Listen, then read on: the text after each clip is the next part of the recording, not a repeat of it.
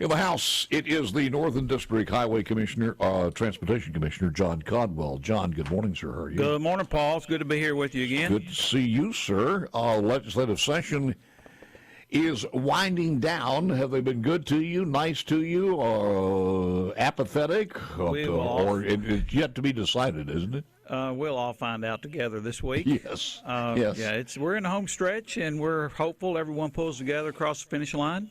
You heard any rumors about when signing day is coming? All the rumors I've heard have been dashed in the rocks. So. Oh, really? Yes. So the dates and times I've been hearing, everybody says just forget them, and so they're doing what they do at the last of the sessions, and we'll be hopefully the beneficiaries of a very healthy session with plenty of money to go around. When I had the lieutenant governor on, we were talking about and Willie Simmons, your cohort, was on with me also from the highway, and also the head honcho for the chairman, I guess. Is it called chairman? Yes. Or executive director? Chairman. Chairman of the three. He basically set forth how dire it was as far as future contracts are concerned. When I placed that situation to the lieutenant governor, he says, well, every highway commissioner he's ever known needs more money. Well, sure. Which is probably very telling. a true statement. I think he was about 35 years old the last time the highway department got any recurring funding of any significance. So he probably has heard that from every highway commissioner since he was an adult. And I certainly joined that chorus of the previous highway commissioners and the current ones. If you just drive 82, you'll see some problems. But even staying on or 72 or 45 in the Northern District, those are main highways. But those people see some problems, and we kind of shrug them off a little bit as, maintenance will come around. But get off of those highways and go to 182. Get on 145. Get on 178. Those highways are in dire need. We have highways that are crumbling, bridges that are failing, and traffic that is backing up. And so if we do nothing, it's pay me now or pay me later. Mm-hmm. You keep kicking this can down the road, it'll be very much like the PERS situation, and everybody's going to be scrambling and lining up and saying, who's going to do something about it, and who's it going to be? We'll find out if it's this session or another session.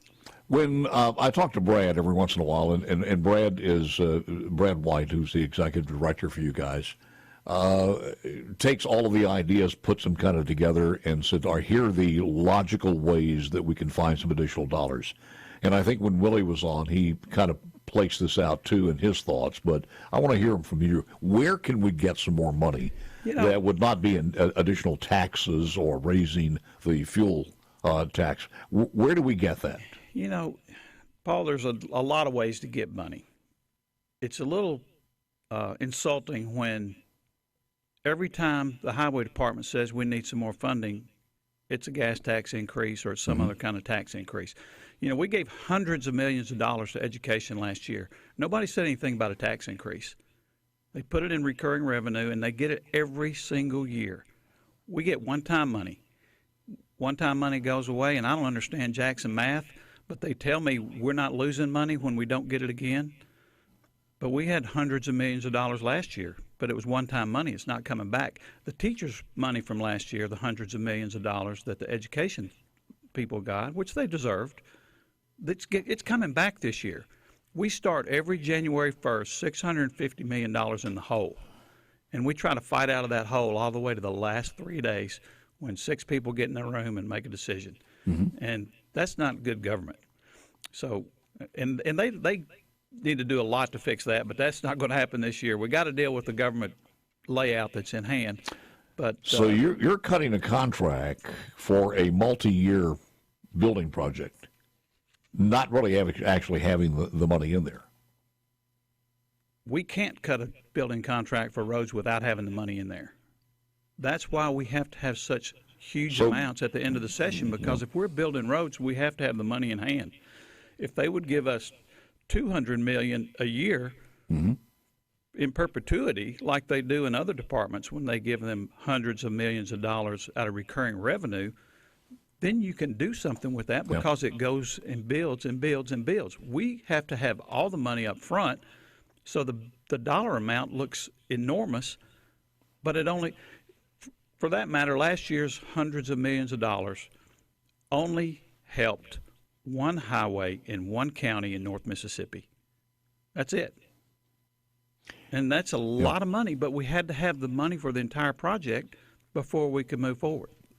How much money do you have allocated that you, for instance, where does the money go from in the state treasury for the $80 million on let's say lottery?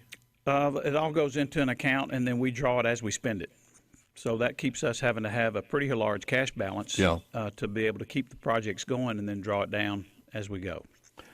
Just, I have no idea what this number is. Just to keep the Department of Transportation running, as far as employee checks and everything else, has got to be substantial.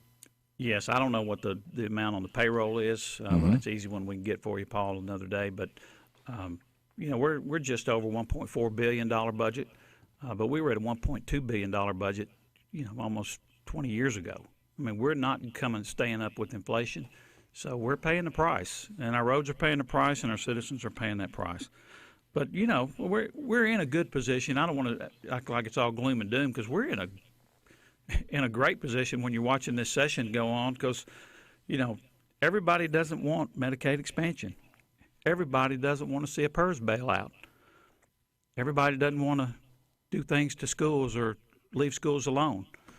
Everybody wants a safe bridge to cross. Everybody wants a good highway to drive. So we're the one element that there's huge agreement. I mean, I go down the Senate side or the House side or the governor's mansion. There's no fight. So I don't understand why the money doesn't show up. What do you do? How do you work around this when you get a project like Marshall County and the battery factory there that calls for substantial investment as far as infrastructure to connectivity and things such as that? How does that work into the budget? Yeah, there's several special funds that come in to do these special projects like that, and so that special come from where? Just the state treasurer, or where do they come from? From economic development, from MDA and the legislature. So the legislature makes that happen, and we do appreciate that. And that's the good thing about like Highway 15, where we're getting ready to open bids today on that project. Everybody's been talking about it for 30 years. We're getting ready to open bids on Highway 15. And so that's exciting. Where does that, for people who don't know, where does that go from and to? That's going up through Tippah County, Mississippi, around Ripley. It's basically a lot of people refer to it as a Ripley bypass. 4-lane.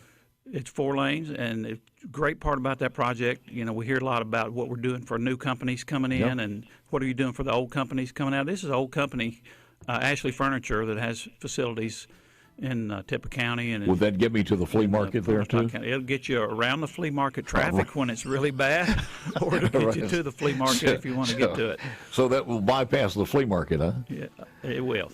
Can you hang on for another segment here? Absolutely. John Caldwell. Say to John Caldwell, and see, your birthday was yesterday, by the way, I hear? Oh, yes, From sir. From a little birdie? Appreciate that. Yes, sir. It's great. 25 years old. That's pretty darn good. 25 and counting. Yep, and counting fast. All right, I'll let you continue what you were talking about as far as the revenue and the possibility of finding some additional dollars. Well, like I said, we've floated some ideas, and actually the legislature has floated some great ideas. The Senate had a couple of bills out. The House had a bill out.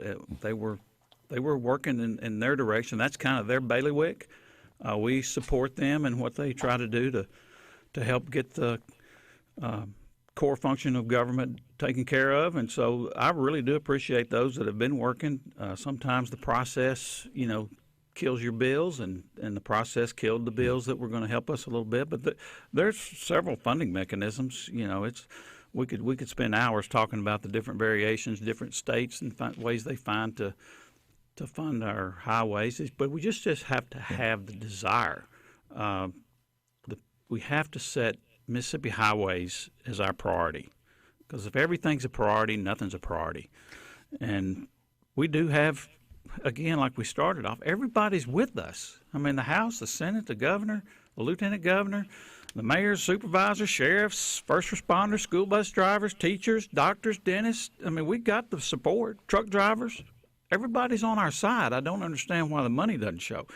Thankfully, the leadership is working in this final few days to try to see kind of where it is going to end up being one-time money. We're not going to have the perpetual solution, but I know the Lieutenant Governor has expressed a desire to help, and he's also quick to mention that there's a lot of other things pulling at him, and I understand that.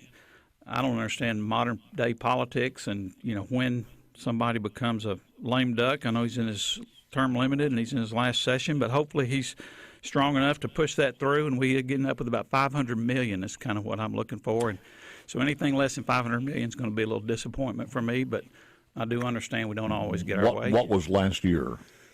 Last year, depending on how you count it, was about $450 million.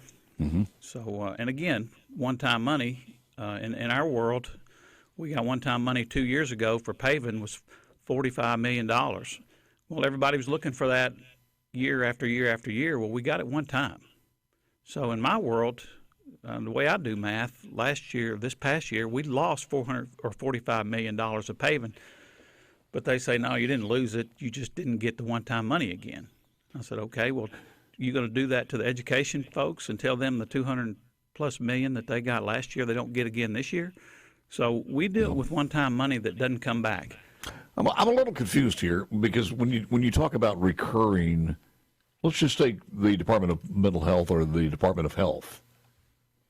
Do they get recurring dollars? I mean, they have to come back and have their budget approved. No, everybody's in the recurring stream of revenue, pretty much except us. Now, our recurring. Well, wait a minute. How do you? When you say recurring, that means why would they vote on a new budget? Well, they want a little more, or they got different projects that affect their request. Now, we do have a recurring stream of revenue. It's called fuel tax, and so the overarching approach in the past is just step back and let the fuel tax take care of it. How much is that of that $500 million? None. That's what I'm saying. They're going to have to go into basically general fund money or other funds to try to help support us because the fuel tax is insufficient. That's the whole purpose. That's the whole problem. We start every session $650 million in the hole. Other departments do not. They start with the same amount of money pretty much that they had the year before, and then they try to add to it. We start in the hole, and we start without the one-time money, the money from the previous year, because it comes at the end of the session in a CapEx program or something like that. When you said you were going to do this Tippa Road, this Highway 15, is that a year? It's going to be done in 1 year? Or no, it's a several-year project. All right, so year to year, you have the money to do the entire thing up front, or you got to go back and ask, you have it all up front? We have to have it all up front. Or we have to be able to show federal highways that we can project it out. We can't project it out under the current fuel tax system. And that's the whole crux of the matter.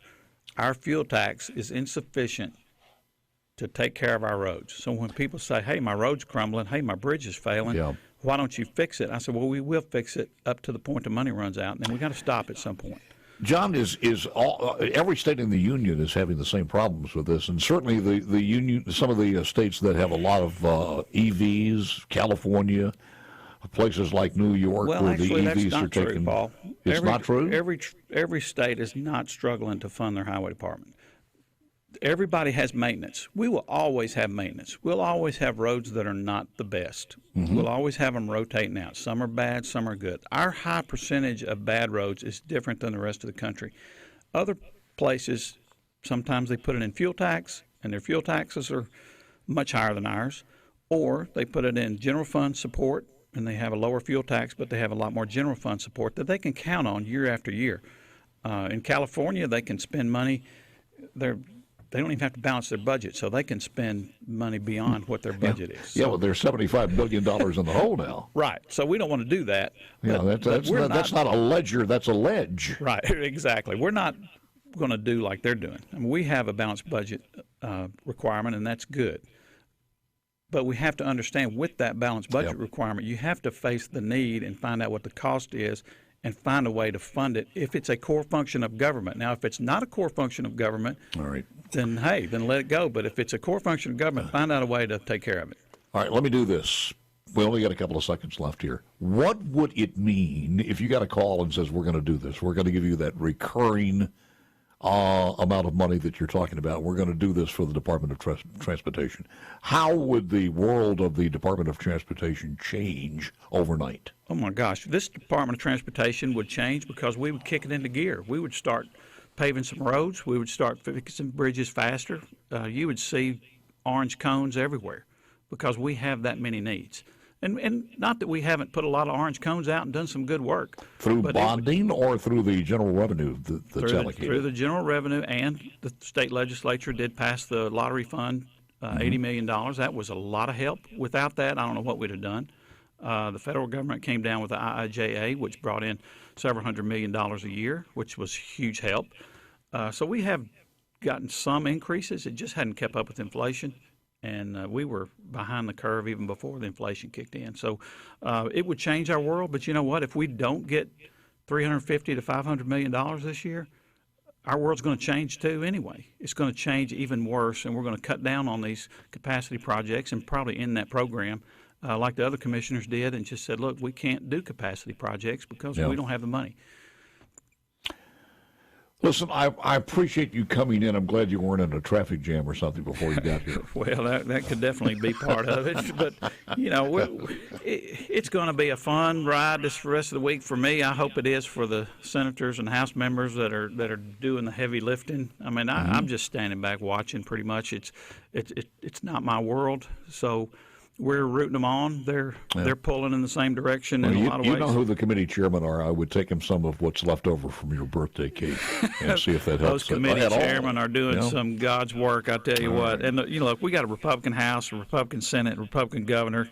Dadgummit, let's do something Republican. Let's take care of the core functions of government, and that's us. And we will make everybody happy. They're going to make everybody unhappy if they start putting money into Medicaid expansion and PERS bailouts and all that other stuff. If they put money into the highway department, they're going to be the winners, just like the people in Mississippi. I think you have made your speech, your pitch, sir.